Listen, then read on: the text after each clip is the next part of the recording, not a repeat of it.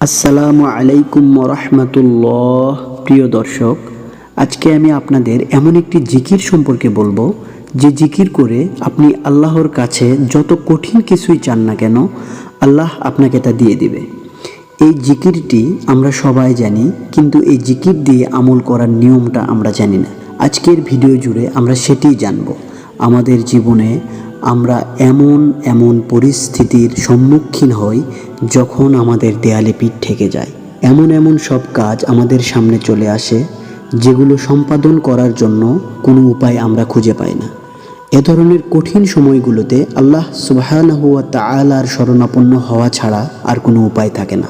এমন সময়গুলোতে আল্লাহর সাহায্য প্রাপ্তির জন্য রাসূল সাল্লাল্লাহু আলাইহি ওয়াসাল্লাম আমাদেরকে একটি আমল শিখিয়ে গেছেন। তা হলো ইসমে আজম এর আমল। কিন্তু কি সেই ইসমে আজম? চলুন জেনে নেওয়া যাক। ইসমে আজম হলো আল্লাহ তাআলার মহান নাম।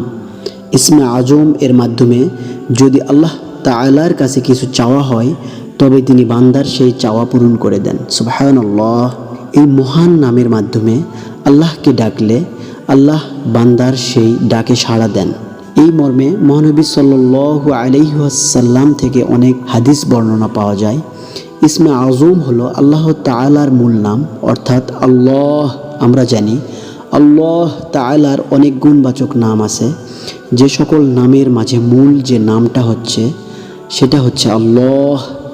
এই নামটিকে বিভিন্ন ইসলামিক স্কলার ইসমে আজম নামে আখ্যায়িত করেছেন। কোনো বান্দা যখন তার অন্তরের অন্তঃস্থল থেকে ইসমে আজম তথা আল্লাহ বলে জিকির করে এবং আল্লাহ সুবহানাহু ওয়া তাআলার কাছে কিছু চায়, তখন আল্লাহ তাআলা বান্দার সেই চাওয়া কবুল করে নেন। ইসমে আজম সম্পর্কে রাসূল সাল্লাল্লাহু আলাইহি ওয়াসাল্লাম তার জীবন দশায় আমাদেরকে অনেক কিছু শিখিয়ে গেছেন।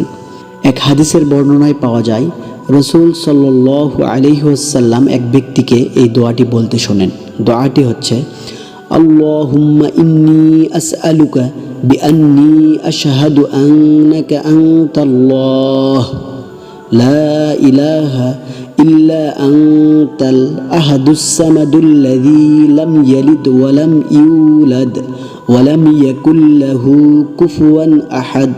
অর্থ, হে আল্লাহ, আমি আপনার কাছে প্রার্থনা করছি আর সাক্ষ্য দিচ্ছি যে তুমি একমাত্র আল্লাহ, তুমি ছাড়া আর কোনো মাবুদ নাই। তুমি একক সত্তা, স্বয়ং সম্পূর্ণ। তুমি কাউকে জন্ম দাওনি এবং কেউ তোমার থেকে জন্মগ্রহণ করেনি, আর তোমার সমকক্ষ কেউ নেই।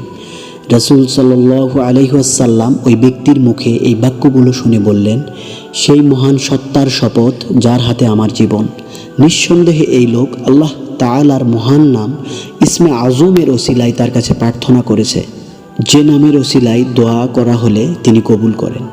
এই হাদিসের আলোকে এটিই হলো সেই দোয়া যেটিকে ইসমে আজম বলা হয়।